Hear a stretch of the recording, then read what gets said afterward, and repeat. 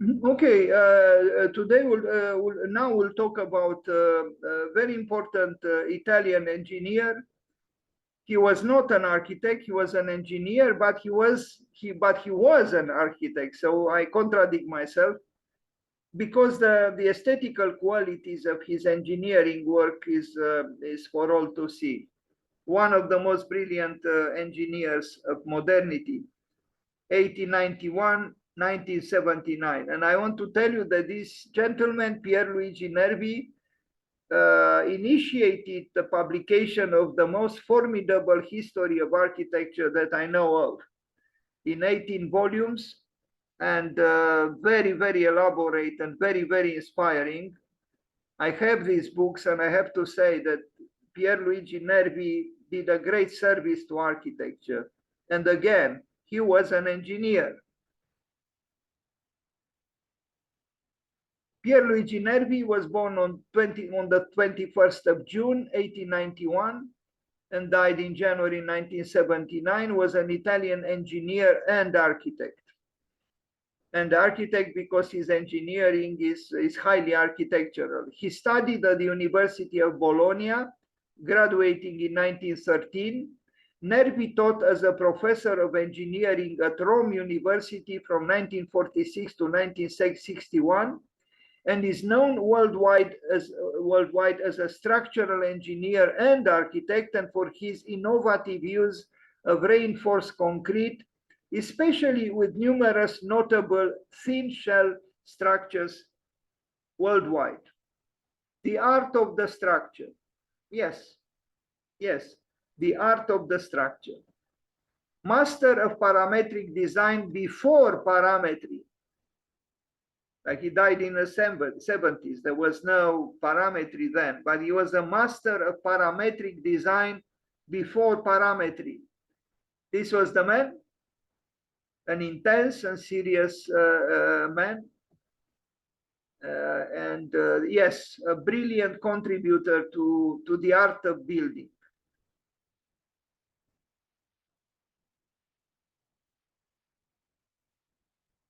You could say he was a sculptor. He was an engineer. He calculated his structures, but he was also an artist. He had the soul of a creator who was not happy to just make something stand.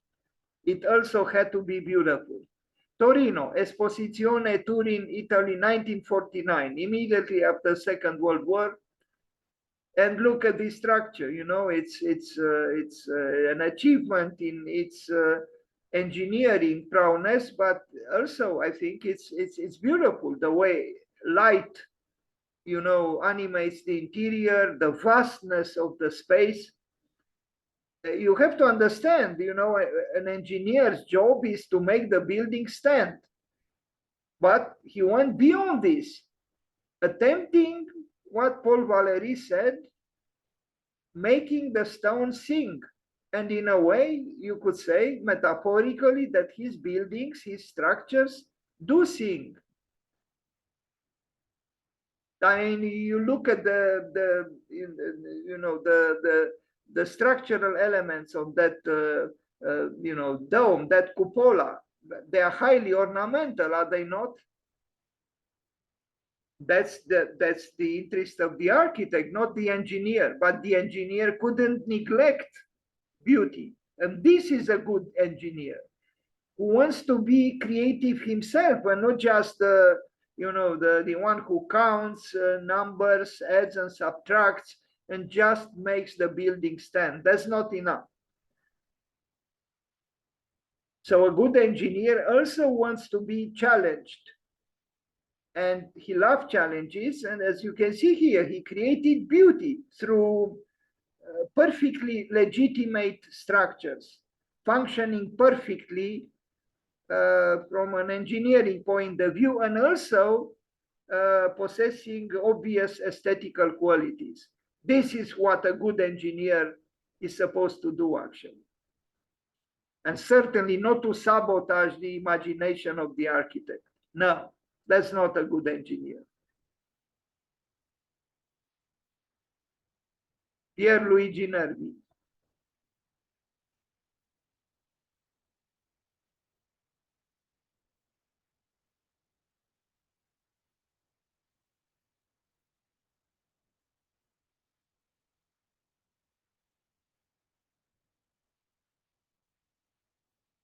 So what we see here, we see the structure become ornament, or the ornament becomes structure. Well, in his case, maybe the structure became ornament.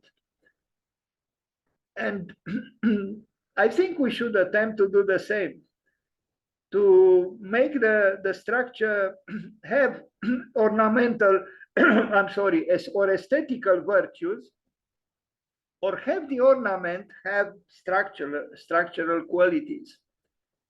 It works both ways. UNESCO headquarters here collaborated with Marcel Breuer and Bernard Zerfus,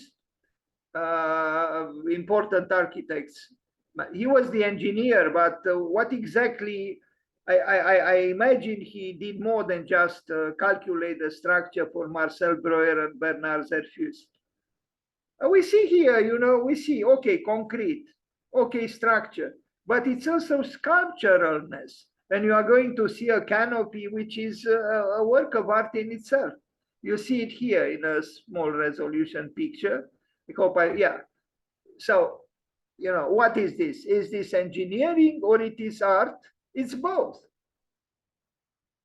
It's both. And this is, in a way, the idea, to be both.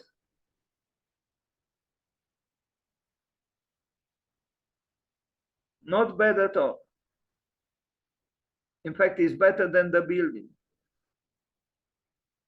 I'm talking about this great concrete canopy. And in front of it, a sculpture by Alexander Calder, who himself was an engineer, who became a sculptor and a great modern sculptor, but he studied engineering. He was an engineer. Maybe when they decided to plant, so to speak, a mobile sculpture by Alexander Calder, maybe the reason was to have a dialogue between Pier, Luigi, Nervi and another engineer, Alexander Calder. I don't know. I'm just speculating.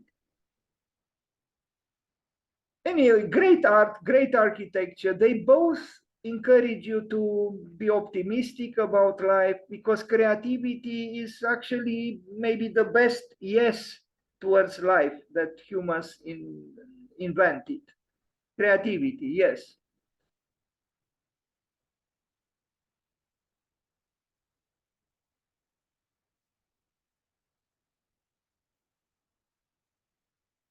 UNESCO, Paris. The Pirelli Tower, a masterpiece, working with Gio Ponti, is very close to the train station in Milan, 1950. It's a splendid tower that Gio Ponti and Pierluigi Nervi built. Look at the cross section. It's fine, even graphically speaking. It's just a fine work. And so are the plans.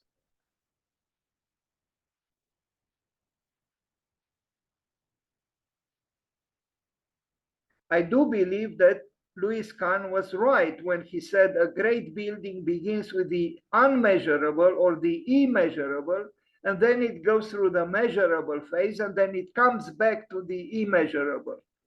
Well, what we see here is exactly that. You know, it's beauty comes first, immeasurableness comes first, and then it also has the last word. It's not easy to do this. No, not at all. But it's worth searching for this. I mean, the formal aspects of the design are addressed not as a second thought, but as a first thought.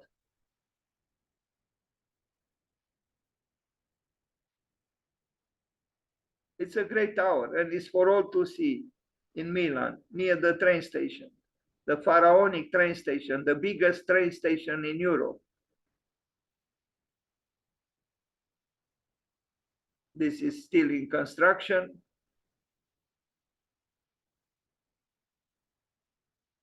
And here is the final work. Very elegant, very slender, very refined. and it stands.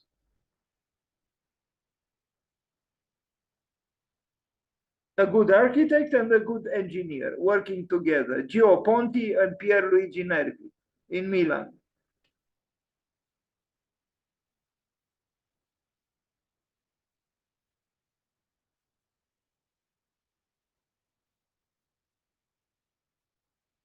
It doesn't matter where you look at from, it still looks great.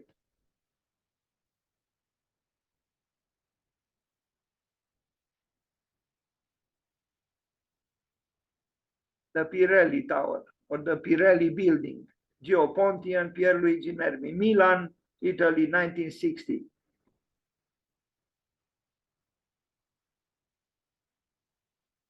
Palazzetto dello Sport, Rome, 1958.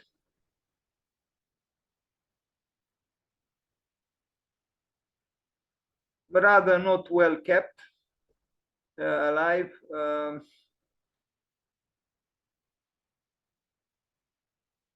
We see here the ornamental interests again of this engineer, so-called engineer. No, not so-called. Real engineer, meaning a sensitive engineer, knowing his craft, but aspiring for that immeasurable that Louis Kahn talked about. There were other great engineers like this. He was not the only one, like Peter Rice in more recent times, who died young, unfortunately. Look at this structure. You know, is it engineering or is it art? It's both.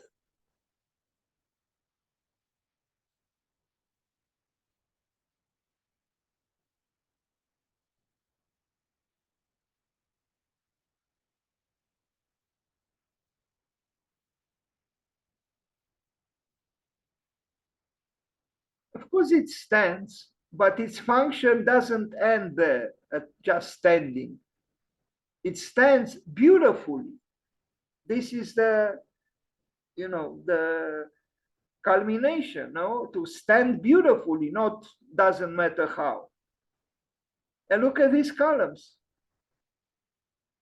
They are probably correct crystallizations of the static forces that go through them, but they are very sculptural and appealing aesthetically. Maybe if these columns were just vertical, either cylinders or square, from an engineering point of view, they might not have been equally adequate. Form and function are one.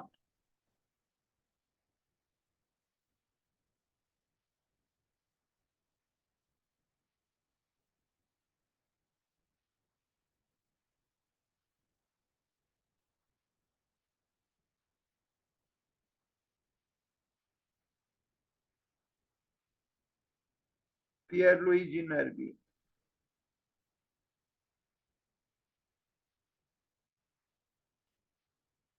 The formal concerns or interests of the engineer are obvious.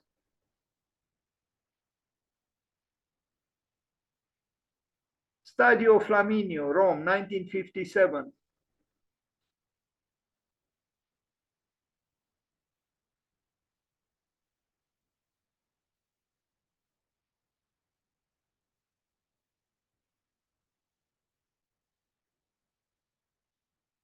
Now, Jean Nouvel said that in the orthodox years of modernity, architects and engineers wanted to show sincerely how the structure was, but that in our time, apparently, that's what Jean Nouvel said, both architects and engineers seem to prefer to hide the truth of their, sincere, presence in the building. I don't know if it is so. That's what he thought. It's an intriguing thought. Maybe we can debate about it. But I admire the sincerity of structure in the works of Pier Luigi Nervi.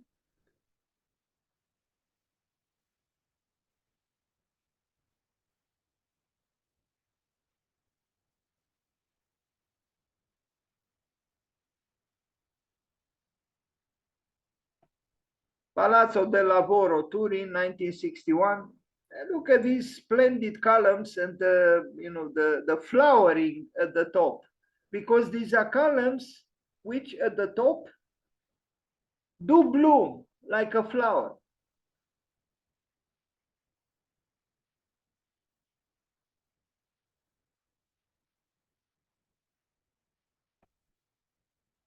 Great.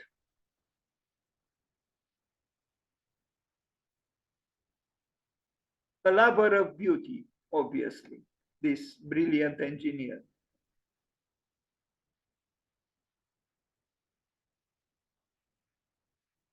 The soul of an artist. Let's say the truth. He had the soul of an artist or a poet, if you want. How many engineers are like him? Not many. There aren't even many architects who are like him, unfortunately. And I think a beautiful work is beautiful at any stage in its process of being erected. Like here, the work is only, in the first stages of its coming into being. And it's still, I think, intriguing and beautiful and provocative.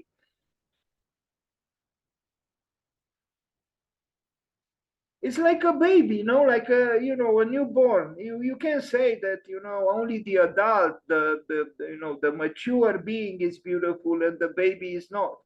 Or at 5 years or 7 years or 9 years, often is the opposite. The baby is much more beautiful than the adult, of course. Actually, I think they're all beautiful or should be beautiful if they are honest to themselves and honest, but I don't know, maybe I'm now on an adventurous path here in my statements. I think you understood what I wanted to say, that a building, even in its early stages, can be beautiful if it is conceived beautifully.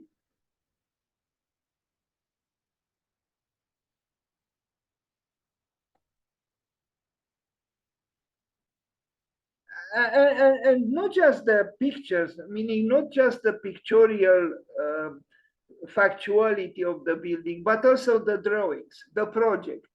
Who would say that this is not a beautiful drawing? It is. For me, it is.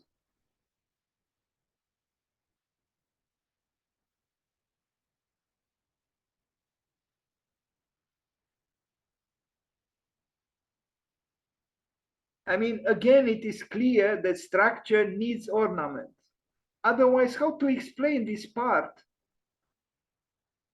in this work by Pier Luigi Nervi?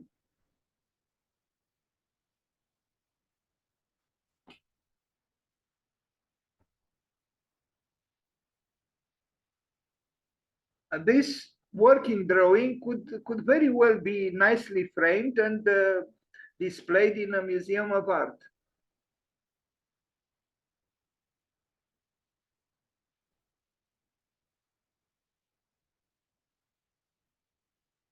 Fire consumes Pierluigi Nervi's Palazzo del Lavoro.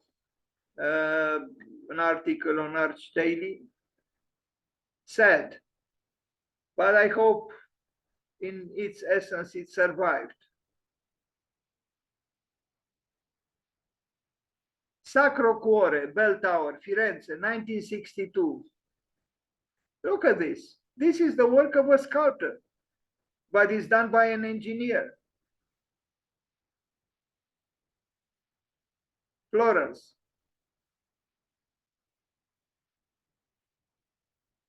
The fascination with the Gothic exists.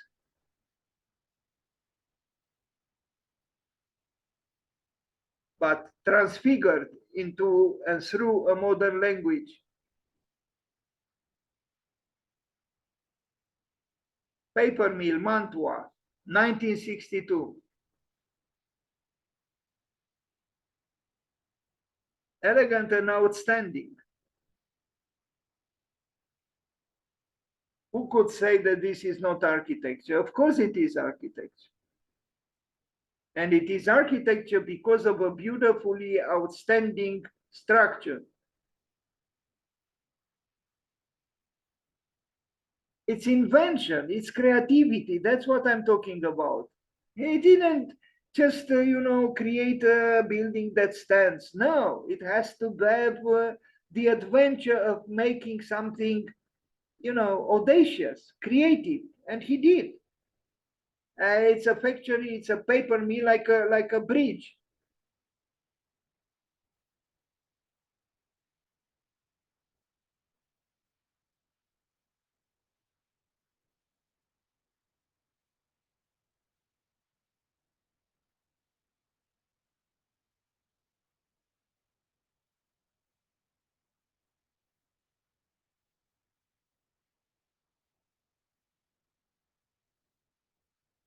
Where is he in this picture? You probably see him. Is the man with the camera? Maybe. Anyway, architecture is a collective work, but the presence of a brilliant individual is important as well. Architecture is a challenge, industry, and the suspended factory, an exhibition at Palazzo Te in Mantova. Pier Luigi Nervi. Look at the structure. It's glorious. It's glorious because it's audacious, but it's not audacious in a vulgar, superficial way. It's audacious in a serious way.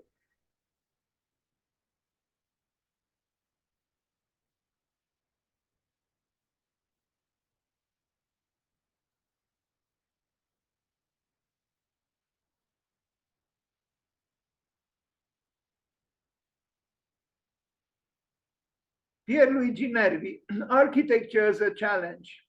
Again, Pier Luigi Nervi said or did made an architecture as a challenge. And I think architecture deserves its name only when it is a challenge, meaning when it is an adventure. It has to be an adventure, otherwise we die of boredom. The George Washington Bridge bus station, I passed by this bus station and I noticed its brilliance, but I didn't know it was made by Pier Luigi Nervi. But I remember turning my head to have a last glimpse at it because I was myself in a bus. But I noticed that there was here that it was the power of architecture, which moves your heart and moves your eye. It stirs up your interest. That's what it is. I didn't know it was by Pier Luigi Nervi at the time, but I felt there was something there. Well, that something is the brilliance of its author. That's what it is.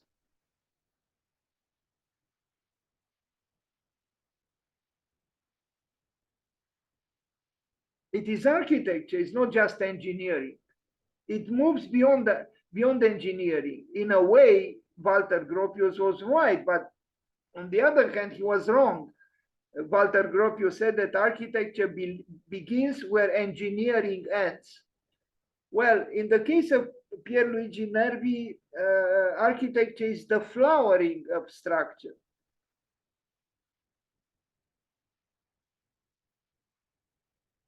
It's a pragmatic structure. It's a bus station, a large bus station, to park buses there and so on. But the structure itself transcends the utilitarianism of the function. And you see it here also from the air. Here it is. Who would say that this is not architecture? Of course it is architecture. Would you say the buses don't deserve such a building? No, I wouldn't say so. I think any bus should deserve beauty. And certainly any building deserves beauty. Unfortunately, many architects and many engineers do not think in the same way. This is architecture through and through. That's what it is. And that's why I turn my head in the bus to look at it for as long as was possible. It wasn't possible for too long, but I did so. I'm not exaggerating. I like this building. It's architecture. It's Pier Luigi Nervi in New York City. Bravo to him. And look at this column. This I didn't see from the bus, but look at it. It almost seems unstable. What's going on at the bottom? Because it's actually decreasing the area of its footprint when it touches the slab at the bottom. Very interesting. And also the twisting, the rotation. It's brilliant. It's the work of an artist.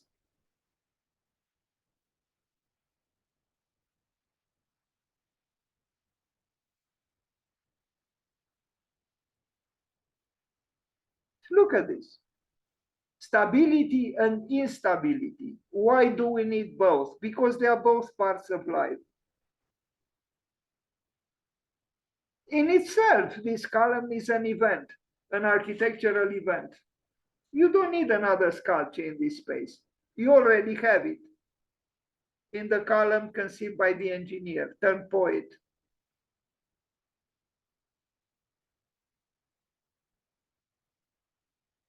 There are other events, architectural events, as you can see. This is one, this is another one. Now we arrive at a very good work done in collaboration with Pietro Belluschi, an Italian architect, the Cathedral of St. Mary of the Assumption in San Francisco, in California, in the United States, 1967. Look at this. Pietro Belluschi and Pier Luigi Nervi.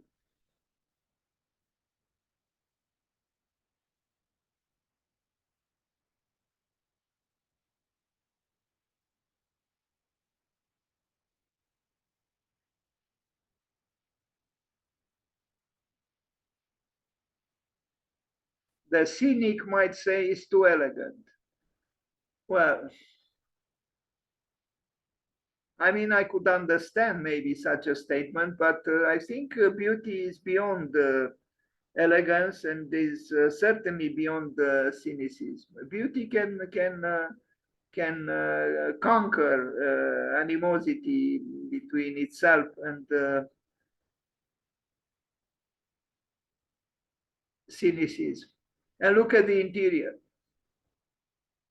It's majestic, but it's majestic without being crushingly so. There is also modesty somehow in this very aspiring architecture because of that fragmentation of those triangles that create that field, which is again, sorry for the word, ornamental. And look at the ceiling, which is the roofing. It's splendid. And it's splendid because this man was animated by architectonic ideals, because he had the soul of a poet, the soul of an artist, and he had the means to express this soul.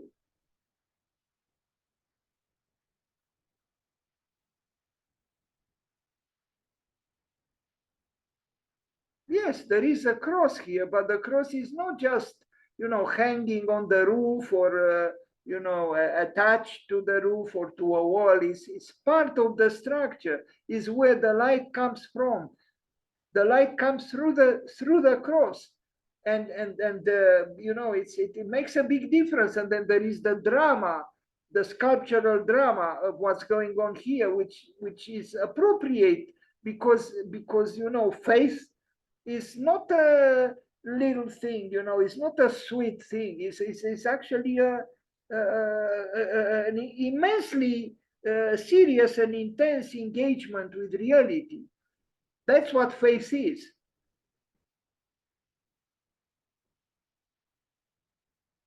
Belluschi and Pierluigi Nervi.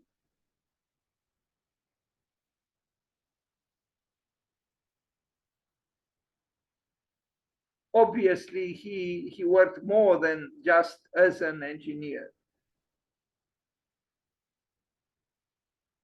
I would almost say that maybe the most architectural aspects of this building are done by the engineer, by the structure.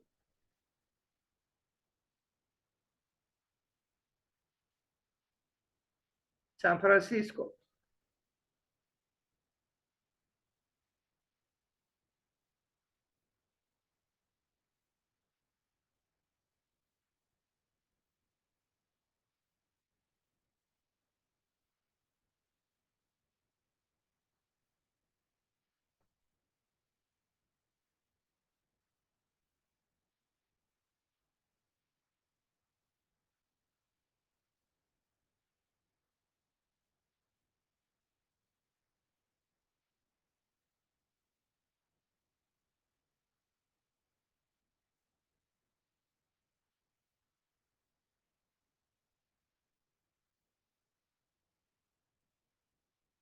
Again and again, architecture is beautiful if it is an adventure. And if it is not an adventure, the architect cannot be a pioneer. You're supposed to earn the architecturalness, and you earn it through efforts, through inspiration, through joy, sometimes through pain. But the idea is to transcend difficulties and to actually search for them, not to run away from them. That's why I'm totally against an architect who says, who asks, why did you complicate yourself? Well, there are plenty of so-called complications here. But without those complications, we would not have had a chance to admire and to evaluate and to look at a building that is not fast food.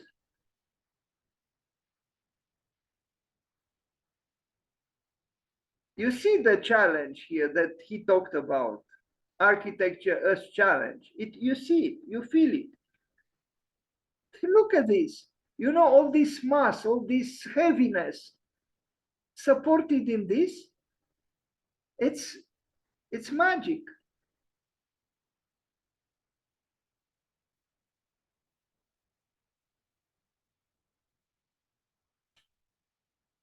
I think like Constantin Brâncuș, if I'm allowed to paraphrase, he was also searching for the essence of flight. Brâncuș did it through his 27 birds, the sculptures, and Pier Luigi Nervi did it through the means of his engineering skills.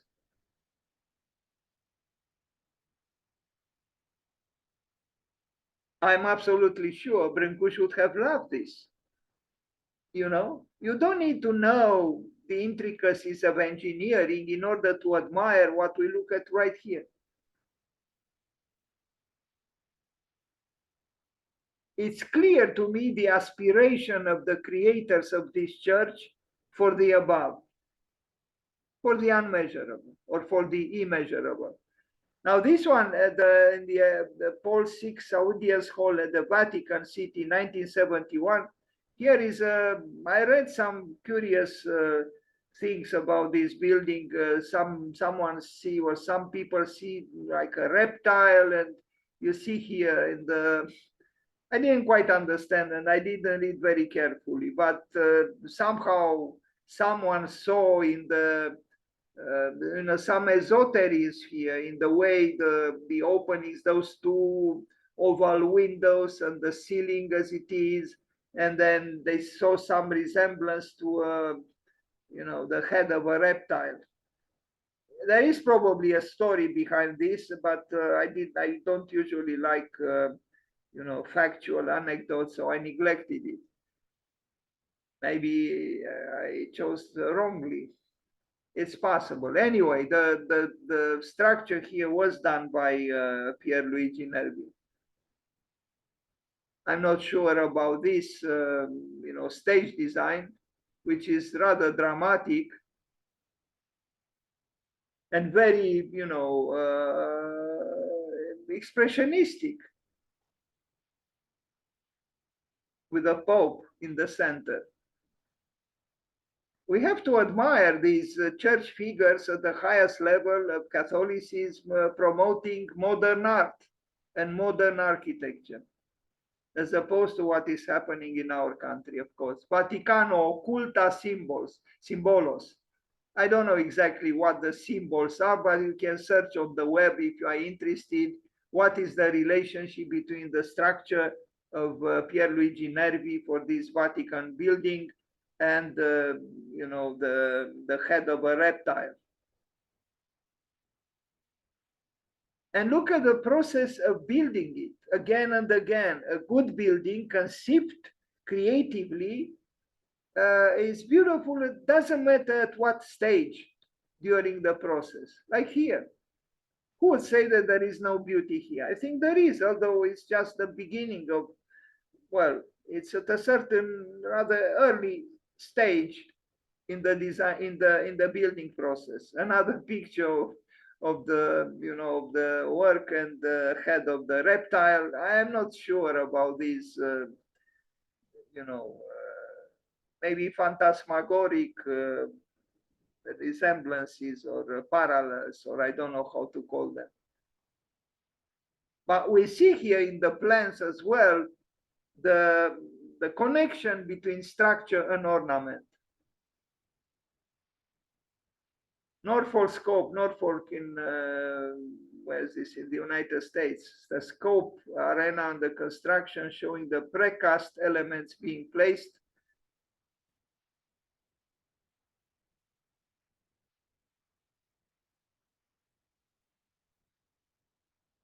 And we saw already a work which is very similar to this one, but we admire again the elegance of the structural elements when they reach the earth.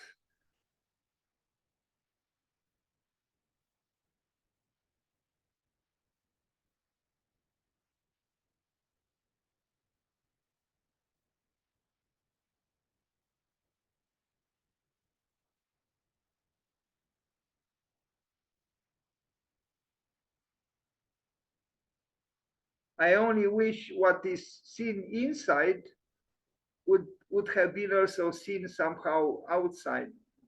Outside the roofing is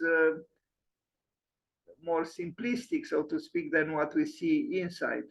Maybe it would have been possible to externalize a little more. Well, it's not right now externalized. To externalize the, you know, the beauty of the inside, but it's not done for some reason. Anyway,